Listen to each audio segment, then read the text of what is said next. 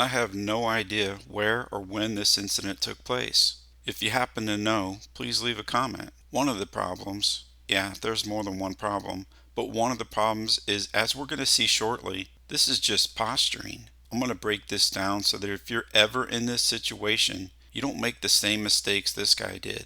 Hey guys, retired Lieutenant Todd Heaton with Humilitas First. So what's the problem with posturing?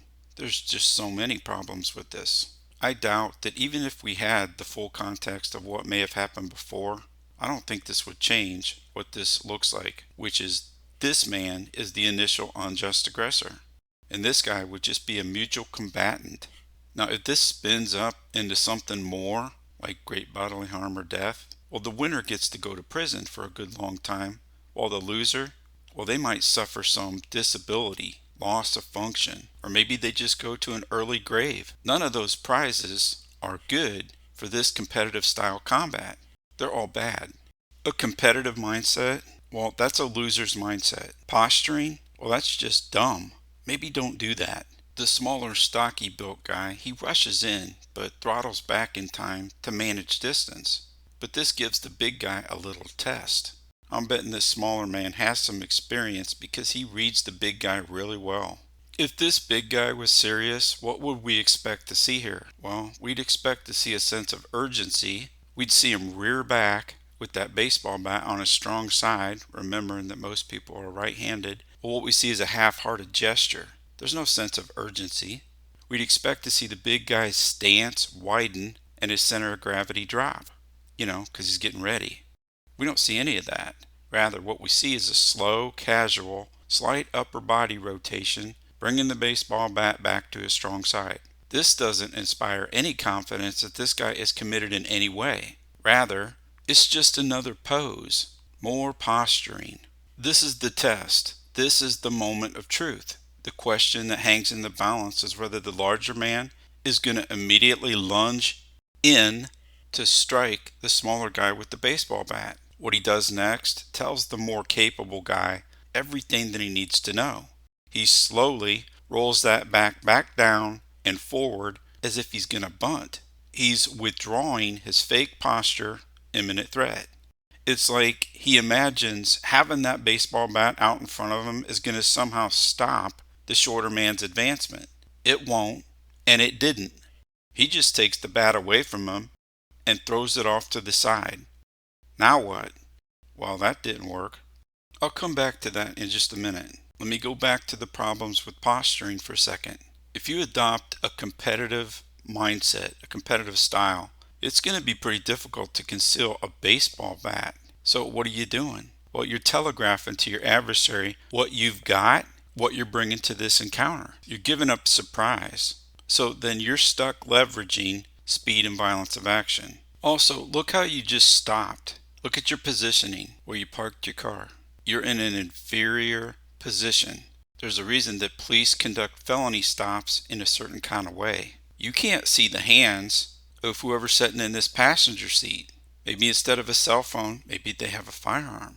You didn't think this through very well, did you? That's aside from the legal questions. This is 2025, and there are a lot of armed people in the United States. Of most concern to you, if you choose to do something like this, are the bad guys. They're not going to hesitate. They're not going to give you a chance. They're not going to have any goodwill. Depending on things like distance or the imminence of the threat, you're using a deadly force weapon. But that same weapon is also inferior as it relates to a firearm. Little children learn this concept when they play the game rock, paper, scissors. This is common sense. Whatever defensive plan you might have for road rage or any other violent encounter, you can have all the knowledge and skills under the sun, and yes, those are important. The initial aggressor here, he is definitely lacking in the areas of knowledge and skills, as demonstrated by the way he handles this whole thing. But if you don't have the will to do that next seemingly dirty thing, if you're truly defending yourself, it's not dirty. It's good and just and right. But that's not what this is. Without the will, your defensive plan, it's going to go nowhere. The will is more important than knowledge and skills. Imminent deadly force threats, well, that's not a game. The consequences can be a matter of life or death, freedom, or incarceration. The baseball bat, well, that would not be my first or second choice as a defensive weapon. Okay, let's get back to the question, now what?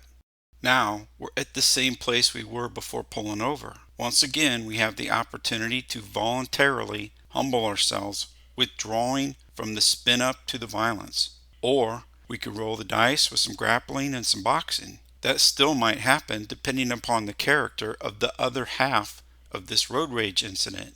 Maybe that guy also has a weapon, and maybe we end up getting stabbed after he takes the bat away from us.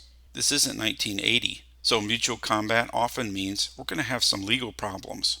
You need to know what those legal lines are.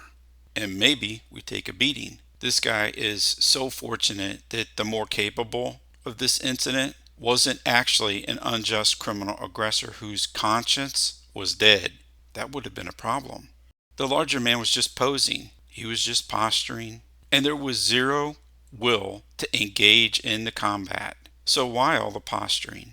Was it just anger and ego? Was there somebody in his truck that he was trying to save face with? Well, there was definitely somebody in the passenger seat. What's his deal? I don't know. But this is a terrible plan. This is a terrible solution to dealing with road rage. Even if the shorter man was pursuing him, was chasing after him, he'd have been better off breaking contact by taking the next exit or the next 90-degree turn and then driving towards the police station while on the phone with 911. The guy with the bat, well, he was fortunate here.